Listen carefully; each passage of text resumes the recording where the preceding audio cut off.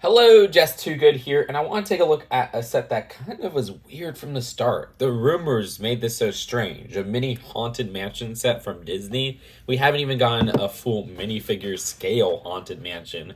So to just have a random release of the Haunted Mansion as a mini scale thing seems quite odd. And this retails for $40 with a total of 680 pieces in one minifigure, where it released August 1st. But this set was so popular, it's sold out day one. Let's see if it's really worth that price. The only minifigure of this set is the Butler design, which matches the on-ride park employees. I understand if people find it annoying that a mini scale set gets a minifigure that's exclusive to the set. This design has an exclusive torso and face print. I don't really mind in this particular case. I like the aqua color scheme they have throughout the outfit, which even continues onto a cloth hip attachment.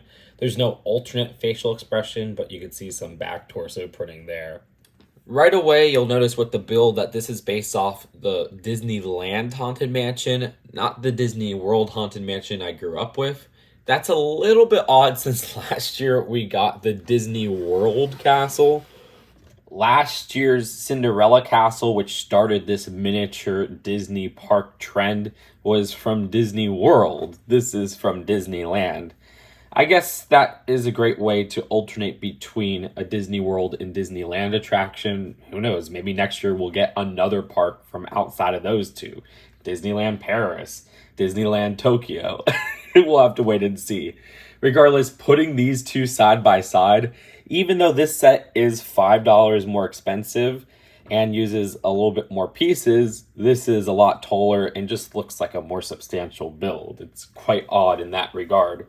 Both have open backs. They're not closed at the back. I don't want to show the back of the Disney Castle because part of mine is broken.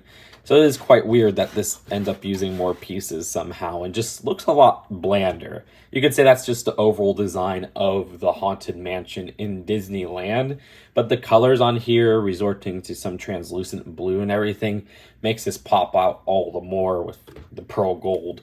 Though again, for accuracy, this looks pretty darn good. It's just so weird that it's off-center in its build. Despite the size difference, the Haunted Mansion ends up using 680 pieces, which is 120 more than the Disney Castle. Well, around 120 more. Regardless, this design for the Haunted Mansion has that slight interior, which is quite interesting, resorting to 5 stickers. You have 5 hitchhiking ghosts, the Gravedigger and the Fortune Teller, which is quite annoying that these are stickers on 1x2s with how hard it is to line those up correctly with how small the sticker itself is. I wish these were just printed 1x2s exclusive to the set. I had to remove some statues to show those portraits. Regardless, other details I like in the interior include the use of that candelabra piece upside down as a chandelier. That's pretty interesting. Beyond that, at the side, I really like how they build up the side walls using some studs not on top techniques at each level. It does get a little bit repetitive in the build itself, but I guess that's kind of expected for a miniature building like this. Regardless, the design of it being studs not on top was not expected, and it comes out looking very, very cool. I also like the use of that candlestick piece for the columns at the front there. It's really nice with the amount of sand green pieces we get in here, especially with the sand green studs. Those 1x1s haven't appeared, I think, in many other sets. There's like maybe one other set that appears in way back.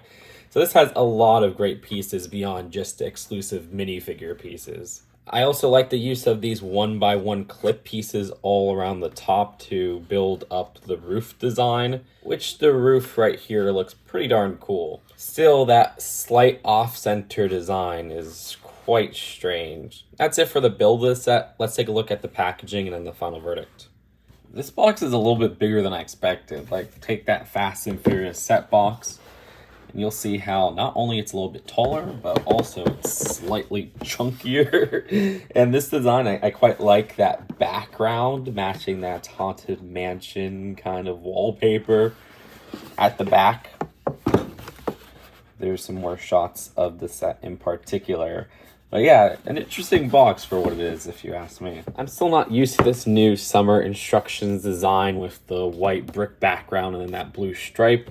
Regardless, inside we actually have history on the Haunted Mansion. This is awesome. I kind of wish they did this with more miniature scale stuff. It seems like they tend to do this more with more expensive direct-to-consumer sets, but since this is, I guess, kind of a LEGO store exclusive, they did it in this set as well. That's about all the info you get after those first 2 pages. So overall, the miniature Haunted Mansion is a strange and surprising set from this summer. This is a set that I would rather see at minifigure scale, of course, but that doesn't make this particular build bad. There are some parts that hold back the build. First off, this being more expensive than the Disney Castle, but having a less substantial feeling does kind of make this feel like it's not worth the $40 price. In general, I think the overall size would fit more for a $30 to $35 set. But as it stands for accuracy, it does look pretty darn accurate to the building it's trying to represent, even if that building doesn't have as much flashy colors as the Cinderella Disney Castle. This design has some interesting pieces, especially with the sand green and the minifigure exclusive parts. The overall look on the interior actually has some cool designs, though I do wish those were 1x2 printed tiles.